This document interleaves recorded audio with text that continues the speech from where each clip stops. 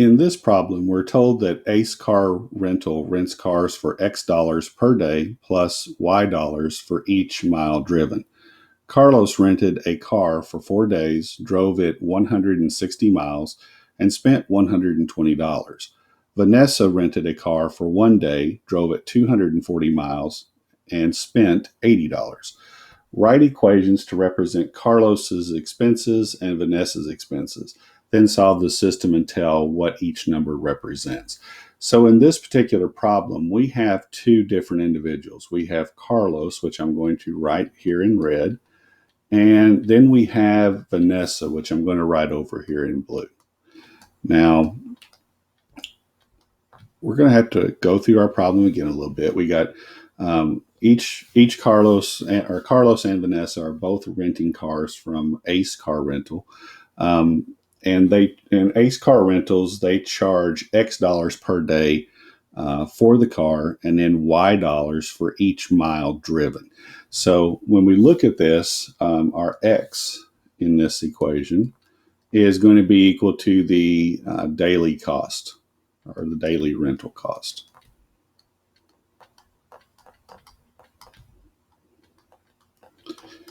And our Y value is going to be represent for the cost per mile.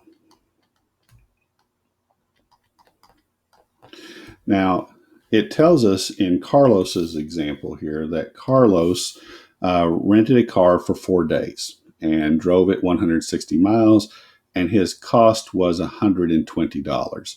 So 4 days, if it's X dollars per day, then it would be X plus X plus X plus X, which we can also write as 4X. So that is going to be Carlos's cost for those 4 days just for renting the car. Now, Carlos also drove 160 miles, and it's going to cost Y for each mile that he drives. So that's going to be, in addition to the daily cost, he drove 160 miles, which is going to be 160 Y. And the cost of the daily rental plus the cost of the mileage and using the vehicle cost Carlos $120. Now, in Vanessa's situation, Vanessa rented a car for 1 day. So we're going to be saying that's 1 times X, and that's going to be the daily rental cost just for having the car and just being able to rent the car from Ace Car Rental. Then we're going to add on any mileage cost that she has here. So she drove it 240 miles. So it was 240 miles times Y. Okay. Each mile that she drives costs so much. She drove 240 of them. So we would say 240 Y would be the total mileage cost. And her total out of pocket expense was $80 for that particular use of that car. Now it says, write equations to represent Carlos' expenses and Vanessa's expenses. And that's what we've done here in red and blue. And it says, then solve the system and tell what each number represents. So we have two equations here. You'll notice that both of these equations are written in standard form. Standard form, once again, is going to be AX plus BY equals C. And what standard form is really telling us is that we have an equation. We're going to place our X first, then we're going to have a plus second, then we're going to have our Y third, then we're going to have our equals, and then we're going to have our constant or number over on the right-hand side equals. That's all this is saying to us. And that's the way our equations are set up here.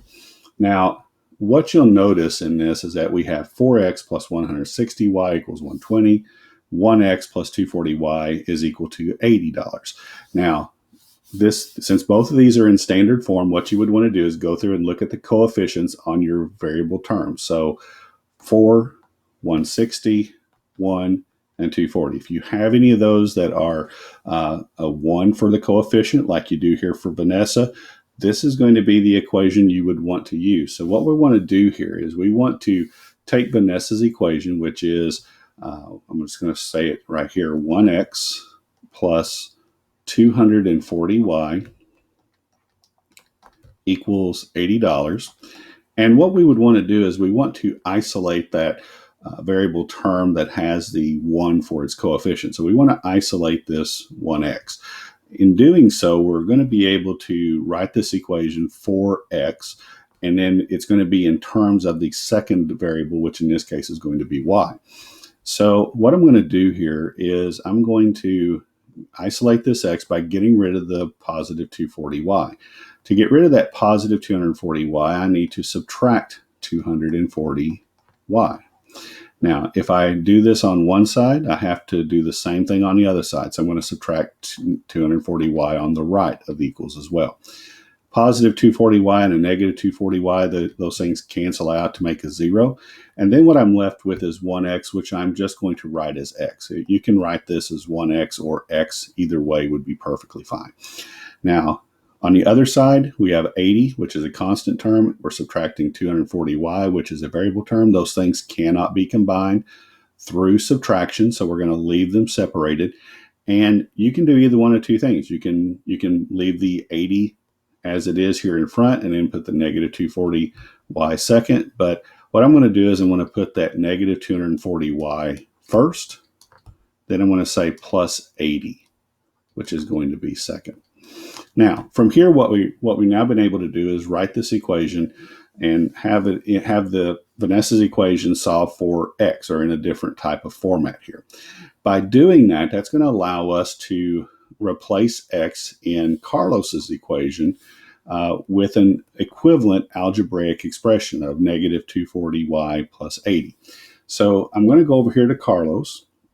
Anywhere I see an x, which is right here, I'm just going to replace that x with parentheses, and then I'm going to put in that parentheses negative 240y plus 80. So we're going to have 4 times negative 240y plus $80. We still have that plus 160y on the left, and that's going to be equal to 120. Now, from here, what I need to do is I need to distribute this amount here. I'm going to take and multiply 4 times negative 240y, and I'm going to take 4 times positive 80. Now, when we take 4 times negative 240, I'm going to go over here to the side, and I'm going to say negative 240 times 4. When you take a positive times a negative, you're going to wind up with a negative. 4 times 0 is 0. 4 times 4 is 16. We carry the 1. 4 times 2 is 8. Plus 1 is going to be 9. So we're going to wind up with a negative 960. Now, when I take 4 times 80, that's going to be a positive 320. Then we still have that plus 160y, and then that's going to be equal to $120. And I need to put my dollar sign here on my 320. Now, from here, what you're going to see is that I made a slight mistake here. 4 times negative 240y, it's going to be a negative 960y. Now that we got that corrected, now what we need to do is we need to go ahead and combine our like terms. We have a variable term here with negative 960y, and we have a variable term here with a positive 160y. So I'm going to combine those two things together. So when I take a negative 960 and I combine that with a positive 160, I'm still going to wind up with a negative here. And since these are opposite signs, I'm going to subtract them. So I'm going to get exactly 800. So I'm going to wind up with a negative 800y plus 320, and then that's going to be equal to 120. Now, from here, what I want to do is I want to isolate this negative 800y, this variable term. I do that by getting rid of this positive 320. So I'm going to subtract 320 from the left and from the right. So when I take a positive 320 and a negative 320 and I combine them, that's going to give me 0. I'm going to have only remaining negative 800y on the left-hand side. When I take 120 positive, combine it with a negative 320 negative, that's going to give me a negative, looks like 200. And so then what I'm going to do is I'm going to try to solve for y by getting rid of this negative 800. Since negative 800 is pressed up against this y, it implies multiplication. So I'm going to divide this by negative 800 here, and I'm going to divide by negative 800 over here.